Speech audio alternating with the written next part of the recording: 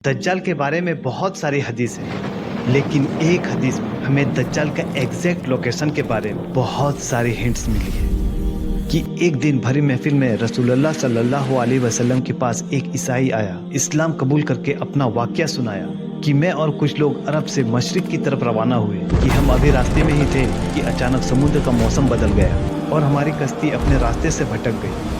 एक महीना इधर उधर भटकने के बाद समुद्र ने आखिर हमारी कश्ती को एक जजीरे के पास ला खड़ा कर दिया। बड़ी कश्ती को छोड़ करके हमने छोटी कश्ती के जरिए उस जजीरे में पहुंचा और वहां हमारी मुलाकात एक अजीब किस्म के मखलूक से हुई जो बिल्कुल काला और उसके जिस्म पर बहुत सारे बाल थे और उसने अपना नाम जस्सासा बताया। हमने उससे पूछा, तुम क्या चीज हो, तुम क्या मखलूक हो?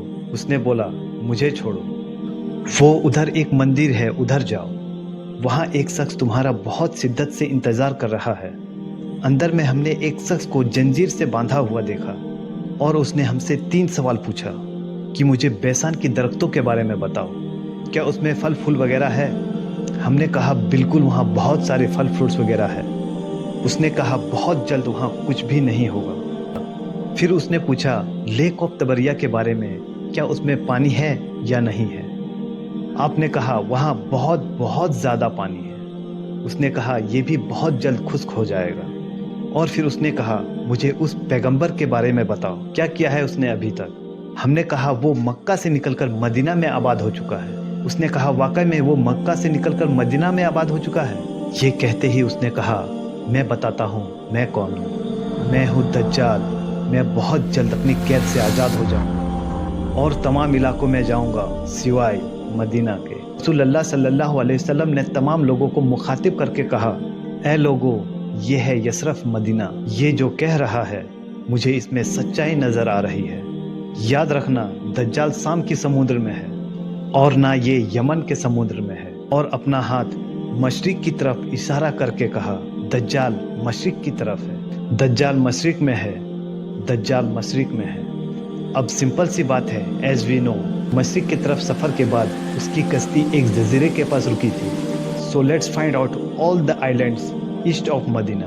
मदीना के ईस्ट में there is famous Arabian sea और इसमें मेनली 4 जजीरे पाए जाते हैं। Lakshadweep island in India, Socotra island in Yemen, Masirah island in Oman and Astola in Pakistan. हदीस में क्लियरली फरमाया गया है दज्जाल यमन में नहीं होगा। तो ये 2 आइलैंड्स तो निकल गया। रसूलुल्लाह सल्लल्लाहु अलैहि वसल्लम ने मदीने में मशरिक की तरफ जो इशारा किया था, अगर उससे एक सीधी लाइन खींचे तो बिल्कुल अस्तोला आइलैंड के ऊपर से गुजरता है। और जब जस्सासा ने उसको जजीरे पर एक मंदिर की तरफ भेजा था तो उस जजीरे पर एक मंदिर का कोई रिमेंस तो होना चाहिए। इंडिया के इस आइलैंड में तो ऐसा कुछ भी नहीं है, लेकिन पाकिस्तान के अस्तोला आइलैंड पर क्या है पता है? एक मंदिर।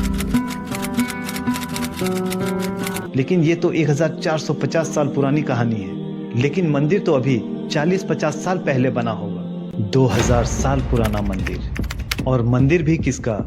काली माता, हिंदुओं का सबसे खतरनाक खौफनाक गॉडेस देवी, जो दिखने में बहुत ही खौफनाक और जिसके जिस्म पर भी बहुत ज्यादा बाल। कुछ याद आया? जस्सासा, वो बिल्कुल हिंदुओं के इस भगवान से मिलता जुलता है। लेकिन आज अगर आप अस्तोला आइलैंड पर जाएंगे तो वहाँ दज्जाल नहीं मिलेगा। वो आज़ाद हुआ है या नहीं ये तो नहीं पता, लेकिन ये जो जस्सासा है इसे गौर से देखिए।